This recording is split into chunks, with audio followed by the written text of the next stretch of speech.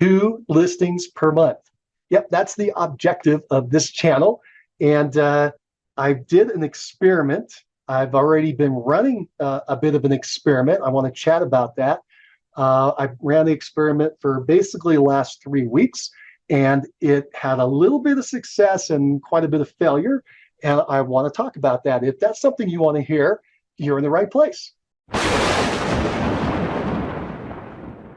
Hi, I'm Mike Cerrone, and this channel is called 2 Listings Per Month, and that's what we talk about as a real estate agent selling residential property, houses, condos, townhomes. If that's what you want to learn, how to take 2 listings per month, then you're in the right place. And again, let me run through the objectives because I think that's important for you to know if you stumbled across this. Our objective is for you, for me, and then to do it and then show you how to take 2 listings per month from complete strangers. We're not talking about your SOI, your sphere of influence, friends, families. Nope, we're talking about people you don't know. And go out there and figure out how to take consistently 2 listings per month. And the goal is to work 2 hours a day or less, okay? And earn at least 2 points, 2 percentage points per closing, without any cold calling, okay? No picking up the phone and making outbound phone calls. In fact, it's just the opposite. We're figuring out how to get sellers to call you and say, hey, come list me, or at least ask about our offer and get a conversation started. Those dynamics are so critical, by the way. It's so different when you're calling and making a cold call and you look like an aggressor versus when the seller calls you and you look like a friendly advisor. Okay, I mean, the dynamics of that call are completely different, those 2 calls. Anyway, so this is getting calls to come into you, not outbound, but inbound calls, and only using direct mail, okay, to make that happen. That's how you would, there are other ways to do it, but we're going to do it through direct mail because we're going to pick a targeted group, and then we're going to get those folks to call us. So again, that's the big picture of what we're doing. So I just wanted to briefly describe the fact that these things don't always work. The reason direct mail is tough is that you have to test. You must test to find the success.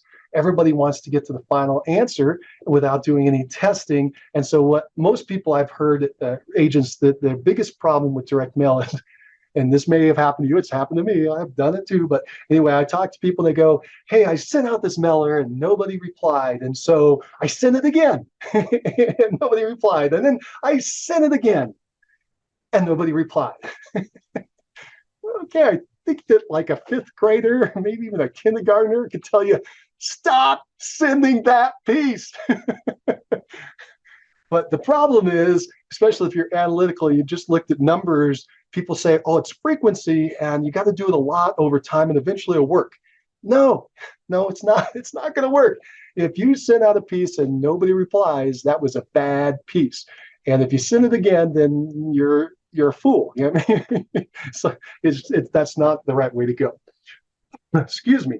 Instead, what you need to do is you need to test and change your approach each time, and document what you're doing.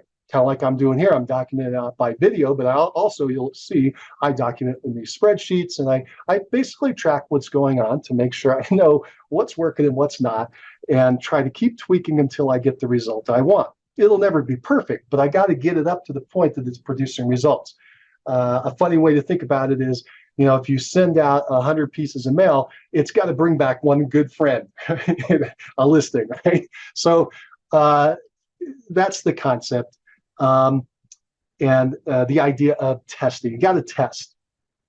And the things you got to test are the target. The target is the most important part, by the way. If you don't pick the right group of people to mail to, then it doesn't matter how good the rest of it is, it won't work, right?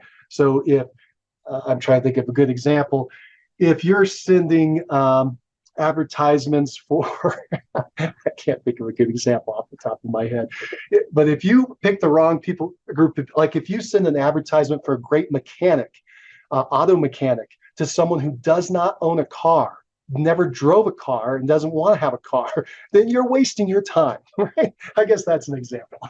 You've got to target the right group of people first. All right, so let's assume you've got that figured out and dialed.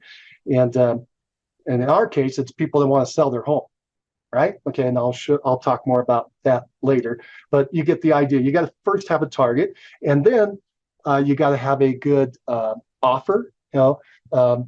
First of all, you got to have a message. What is your message to them? What are you trying to say to them that will grab their attention and show them a benefit for them? And then you've got to have an offer of what you can provide for them to help them solve whatever their problem is. That's part of the message. And then you've got the solution, and that's the offer. And then you've got a call to action, which is how you want them to come back to you. Do you want them to call or text? Do you want them to come through the internet and fill out a form, or do you want them to message you on one of the social medias? What exactly do you want them to do? Walk into your office? What are they supposed to do to get back to you? What's the call to action? So those are some of the ideas that, again, we're going to be running through as we open this up. And as you can see, I'm just kind of winging this. I don't have this all prepared and mastered yet, because that's what this channel is all about. It's very raw.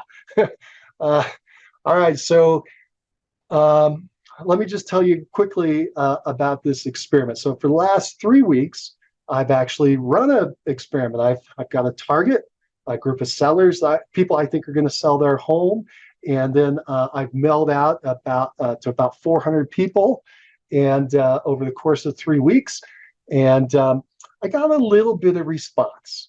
I got three responses. Okay, one was a guy who was had a little townhome to sell, was very interested in getting that property sold. He had tried to sell it before, and it had not sold, and so he wanted to talk to me. And in fact, I ended up setting an appointment with him and meeting with him. But nothing has moved forward yet. It's just in follow-up. So it's an interesting one. Another person I talked to on the phone, he was trying to sell by himself, okay, and wasn't getting it sold. Had tried Zillow, I believe, and was just getting, according to him, a lot of scammers calling him. And so he thought, in fact, I was a scammer until he started chatting with me for a while. So he actually had a little defensives up for the first 10, 15 minutes, and then he settled in and was very happy. By the end, he wanted to know when we could talk again. His situation is that he will be listing the property, but not for about 30, 45, 60 days out. He was doing some repairs on the property. Then I had a third person who replied. They did it by text. They asked some questions, but then they kind of disappeared, and nothing ever developed out of that. So that's kind of where I am. And I looked at that and I said, that's not good enough.